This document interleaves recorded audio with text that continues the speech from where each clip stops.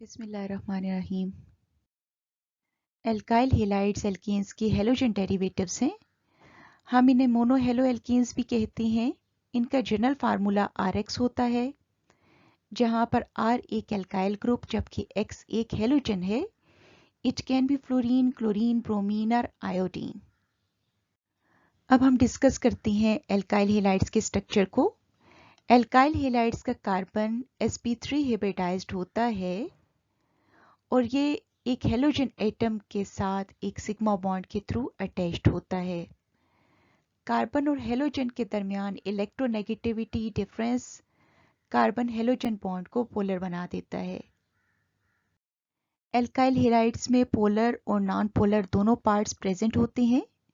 Non polar part is because of this alkyl group, while because of this carbon halogen bond polarity there is a polar region. Polar region का effect ये होता है कि alkyl halides के molecules के दरमियान intermolecular forces dipole dipole type की हो जाती हैं, जबकि नॉन पोलर पोर्शंस के दरमियान जो फोर्सेस मौजूद होती हैं they are London dispersion forces.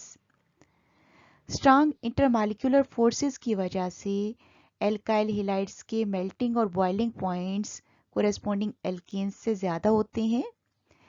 इसी तरह से हैलोजन एटम की इलेक्ट्रोनेगेटिविटी बढ़ने के साथ साथ इंटरमॉलिक्यूलर फोर्सेस की स्ट्रेंथ भी बढ़ती है। फॉर एग्जांपल फ्लोराइड के केस में ये फोर्सेस ज़्यादा स्ट्रॉन्ग होंगी एज कंपेयर टू क्लोराइड्स, और क्लोराइड्स के मुकाबले में ब्रोमाइड्स में वीकर हो जाएंगी एंड सो ऑन। इसी तरह से जब मॉलिक्यूलर साइज बढ़ जाता है तो लंडन डिस्पर्शन फोर्सेस की स्ट्रेंथ बढ़ने से भी मेल्टिंग बॉइलिंग पॉइंट्स इंक्रीज हो जाते हैं। एल्काइल हैलाइड्स के मेथड्स ऑफ प्रिपरेशन को डिस्कस करते हैं। एल्काइल हैलाइड्स को एल्केन से प्रिपेयर किया जा सकता है। The process is halogenation. Alkene से प्रोड्यूस करने में प्रोसेस कहलाता है हाइड्रोहेलोजिनेशन। इन्हें अल्कोहल से भी प्रिपेयर किया जा सकता है। हम अल्कोहल से एल्काइल हैलाइड्स बनाने के 3 मेथड्स डिस्कस करेंगे। सबसे पहले हम ये देखते हैं कि एल्काइल हैलाइड्स को एल्केन से कैसे प्रिपेयर किया जा सकता है। इस पर्पस के लिए हमें सनलाइट या अल्ट्रावायलेट लाइट चाहिए होगी। जब एल्केन्स को हैलोजेंस के साथ इन द प्रेजेंस ऑफ सनलाइट और अल्ट्रावायलेट लाइट रिएक्ट करवाया जाता है तो हमारे पास एल्काइल हैलाइड्स आ जाते हैं। लेकिन ये मेथड इफेक्टिव मेथड नहीं है। इसकी वजह यह है कि एक से ज़्यादा हाइड्रोजन भी हैलोजन से रिप्लेस हो सकते हैं और इस तरह से हमारे पास एक मिक्सचर ऑफ प्रोडक्ट्स आ जाता है। दूसरा मेथड है प्रिपरेशन फ्रॉम अल्कोहल्स। हम यहाँ पर इसके लिए 3 मेथड्स डिस्कस करेंगे। पहले मेथड में अल्कोहल्स का रिएक्शन हाइड्रोजन हैलाइड्स के साथ होता है in the presence of zinc chloride and as a result we get alkyl halides. दूसरे मेथड्स में अल्कोहल्स का रिएक्शन थायोनाइल क्लोराइड के साथ होता है पिरिडीन की प्रेजेंस में और इसके रिजल्ट में हमारे पास एल्काइल क्लोराइड्स बन जाते हैं। ये एल्काइल हैलाइड्स प्रिपेयर करने का बेस्ट मेथड है क्योंकि सल्फर डाइऑक्साइड और हाइड्रोजन क्लोराइड दोनों गैसेस हैं। ये इवेपोरेट हो जाती हैं और हमारे पास प्योर प्रोडक्ट बच जाती है। तीसरे मेथड में अल्कोहल्स का रिएक्शन कराया जाता है फास्फोरस पेंटाहेलाइड या फास्फोरस ट्राइहेलाइड के साथ, जिसके रिजल्ट में एल्काइल हैलाइड्स बनते हैं।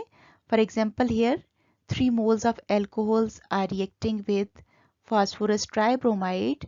As a result we are getting 3 moles of alkyl bromide and phosphorus acid.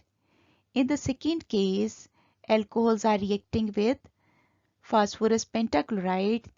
As a result we are getting alkyl chloride, phosphoryl chloride and hydrogen chloride. उसके बाद हम मेथड्स ऑफ प्रिपरेशन की summary देखते हैं। Alkyl halides को alkane से prepare करने के लिए we react alkanes with halogens in the presence of sunlight और ultraviolet light and as a result we get alkyl halides and hydrogen halides. Alcohol से एल्काइल हैलाइड्स बनाने के लिए या तो हम उन्हें हाइड्रोजन हैलाइड के साथ जिंक क्लोराइड की प्रेजेंस में रिएक्ट कराते हैं या थायोनाइल क्लोराइड के साथ pyridine की प्रेजेंस में रिएक्ट कराते हैं। थर्ड मेथड में हम अल्कोहल्स को फास्फोरस ट्राईहेलाइड या फास्फोरस पेंटाहेलाइड के साथ रिएक्ट कराते हैं और नतीजे के तौर पे हमारे पास एल्काइल हेलाइड्स प्रोड्यूस हो जाते हैं। कार्बन और हेलोजन एटम में इलेक्ट्रोनेगेटिविटी डिफरेंस की वजह से एल्काइल हेलाइड्स में पोलैरिटी आ जाती है। कार्बन के ऊपर पार्शियल पॉजिटिव चार्ज डेवलप हो जाता है जबकि हेलोजन के ऊपर पार्शियल नेगेटिव चार्ज डेवलप हो जाता है। इससे एल्काइल हेलाइड्स में इलेक्ट्रोफिलिक और न्यूक्लियोफिलिक दोनों सेंटर्स प्रोड्यूस हो जाते हैं जो कि उसकी रिएक्टिविटी को इंक्रीज करा देते हैं। जब हम एल्काइल हेलाइड्स की रिएक्टिविटी को डिस्कस करते हैं तो हम दो फैक्टर्स को कंसीडर करते हैं। पहला है कार्बन हेलोजन बॉन्ड पोलैरिटी और दूसरा है कार्बन हेलोजन बॉन्ड एनर्जी। पहले हम डिस्कस करेंगे carbon halogen bond polarity. Carbon और हेलोजन के दरमियान जितना इलेक्ट्रोनेगेटिविटी डिफरेंस होगा बॉन्ड उतना ही पोलर होगा। अगर बॉन्ड पोलैरिटी को रिएक्टिविटी के लिए डिसाइडिंग फैक्टर समझा जाए तो कार्बन फ्लोरीन बॉन्ड को सबसे ज़्यादा रिएक्टिव होना चाहिए, फिर कार्बन क्लोरीन बॉन्ड को होना चाहिए, फिर कार्बन ब्रोमीन बॉन्ड को और कार्बन आयोडीन बॉन्ड को सबसे कम रिएक्टिव होना चाहिए। इस तरह से हमारे पास रिएक्टिविटी ऑर्डर आता है। एल्काइल फ्लोराइड्स सबसे ज़्यादा रिएक्टिव होते हैं, फिर एल्काइल क्लोराइड्स, एल्काइल ब्रोमाइड्स और सबसे कम रिएक्टिव होते हैं एल्काइल आयोडाइड्स। दूसरा फैक्टर जिसे हम डिस्कस करते हैं रिएक्टिविटी ऑफ एल्काइल हेलाइड्स के लिए that is bond energy. Bond energy क्या है? It is the amount of energy required to break one mole of a bond is called bond energy. Bond energy की value हमें ये बताती है कि एक बॉन्ड कितना स्ट्रॉन्ग है। ये वैल्यू जितनी ज़्यादा होगी बॉन्ड उतना ही स्ट्रॉन्ग होगा और जितनी कम होगी बॉन्ड उतना ही वीक होगा।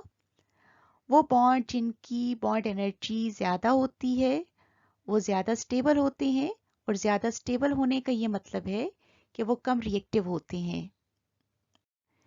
टेबल में बॉन्ड एनर्जी की वैल्यूज़ गिवन है।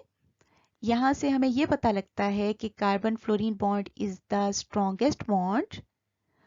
उसके बाद आता है कार्बन क्लोरीन बॉन्ड, फिर कार्बन ब्रोमीन बॉन्ड और फिर कार्बन आयोडीन बॉन्ड।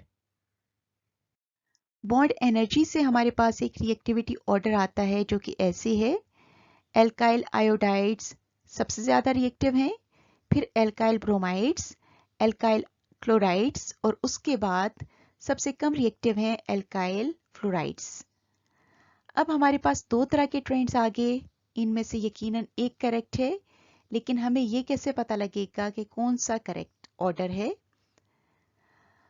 इस तरह के केसेस के लिए हम एक्सपेरिमेंट को डिसाइडिंग फैक्टर समझते हैं जो कि हमें यह बताता है कि कौन सा हाइपोथेसिस वैलिड है और कौन सा नहीं।